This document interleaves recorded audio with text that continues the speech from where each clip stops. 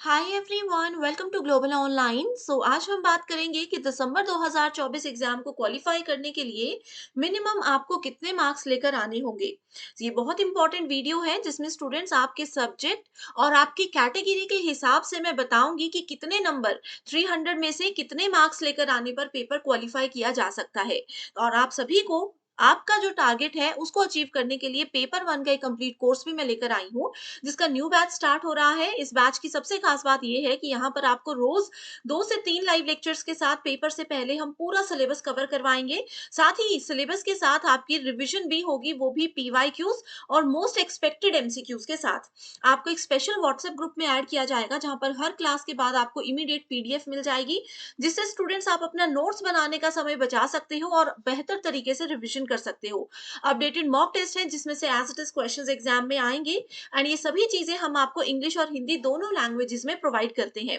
Limited period के लिए ये डिस्काउंट आपको दिया जा रहा है। अगर आप लोग नवंबर मंथ तक एनरोल करते हो तो ही आप लोगों के लिए ये फीस वैलिड रहेगी। आपको यहाँ पर 2 नंबर्स दे रही हूँ, इन पर व्हाट्सएप के थ्रू कॉल या मैसेज कर लीजिए, आपको सारी जानकारी भी मिल जाएगी एंड सारे डाउट्स भी आपके क्लियर हो जाएंगे। साथ ही कुछ वीडियोस फ्री में अवेलेबल हैं जिसके लिए आपको ग्लोबल ऑनलाइन ऐप डाउनलोड करना होगा। स्टोर सेक्शन पर सर्च बार में लिखिए कोर्स का नाम जो कि है यूजिस नेट दिसंबर 2024। कंटेंट पर जाकर आप देखेंगे कि कंप्लीट कोर्सेज अवेलेबल है जहां पर आपको यूनिट वाइज फोल्डर्स मिलेंगे, जिससे आप कभी भी किसी भी यूनिट से अपने रिवीजन कर सकते हो।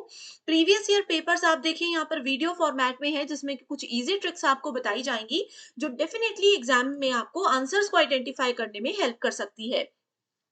इन नंबर्स पर आप लोग कांटेक्ट कर लीजिए। इसी के साथ अब बढ़ते हैं डिस्कशन पर, जहां पर हम बात करेंगे कि मिनिमम कितने मार्क्स लाने पर सिलेक्शन होता है। तो सबसे पहली चीज आपको ये समझनी है स्टूडेंट्स कि हमारा पेपर जो है वो 300 मार्क्स का होता है, और जो फाइनल रिजल्ट है वो भी 300 मार्क्स के बेसिस पर ही कैलकुलेट किया जाता है। अलग से पेपर वन और पेपर टू को आपको क्वालिफाई नहीं करना है। Alright. So minimum marks check करने के लिए सबसे बेहतर तरीका ये होता है कि हम प्रीवियस ईयर की कट ऑफ को एनालाइज करें। तो रीसेंट जो एग्जाम है वो हुआ है दिसंबर 2024 का। स्टूडेंट्स, इसी एग्जामिनेशन की कट ऑफ को हम एनालाइज करते हैं। तो देखिए, सबसे पहले इकोनॉमिक्स के, अगर आप अनरिजर्व कैटेगरी से हो यानी कि जनरल कैटेगरी से हो, तो जेआरएफ क्वालिफाई करने के लिए 210 मार्क्स चाहिए। अब आप सोचोगे कि मैम 300 में से क्या 210 नंबर पर ही जेआरएफ होता है? तो इसका जवाब है नहीं। स्टूडेंट्स, हर बार ये डिपेंड करता है कि कितना आसान या कितना टफ पेपर आया है। जैसे कि इस चीज को क्लियर करने के लिए मैं दिसंबर 2023 की कट ऑफ आपको बताती हूँ, जिसमें कि इकोनॉमिक्स के अनरिजर्व कैटेगरी में 180 नंबर लाने पर भी बच्चों का जो है जेआरएफ क्वालिफाई हुआ था, एंड 154 मार्क्स लाने पर नेट क्वालिफाई हुआ था। और अगर आप जून 2024 में देखें तो 182 मार्क्स पर स्टूडेंट्स ने नेट क्वालिफाई किया था। 210 नंबर पर उनको जेआरएफ मिला था, और पीएचडी जो एक नई कैटेगरी ऐड हुई है उसमें 154 मार्क्स लाने पर बच्चों का एग्जाम क्वालिफाई हुआ था। तो अब यहाँ पर सवाल आता है कि क्या हमें इतनी हाई कट ऑफ ही लानी होगी, इतने हाई मार्क्स ही लाने होंगे?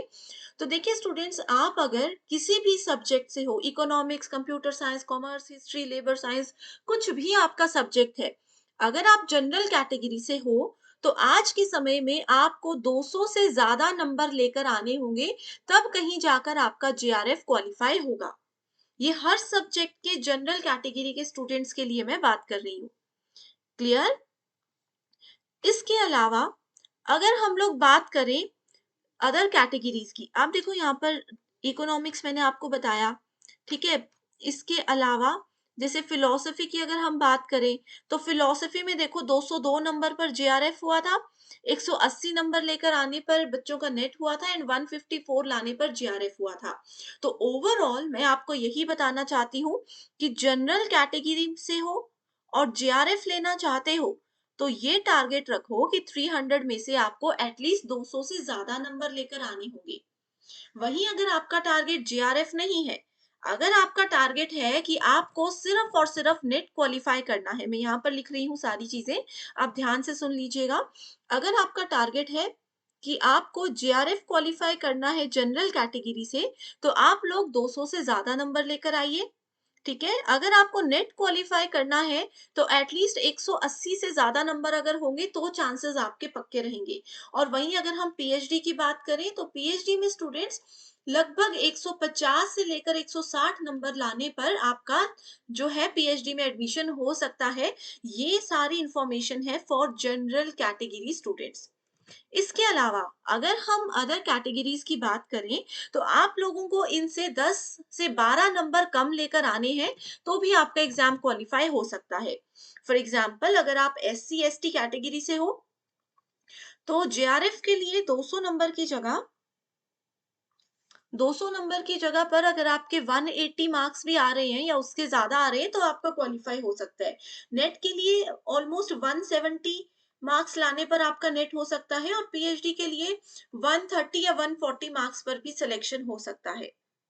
क्लियर? आप लोगों को अगर नहीं पता, तो ये जानकारी भी दे दूं कि जो टॉप 6% स्टूडेंट्स होते हैं, उनका ही एग्जाम क्वालिफाई किया जाता है। तो टॉप 6% आने पर आपको अपनी कैटेगरी के अकॉर्डिंग इतना तो मिनिमम स्कोर करना ही होगा।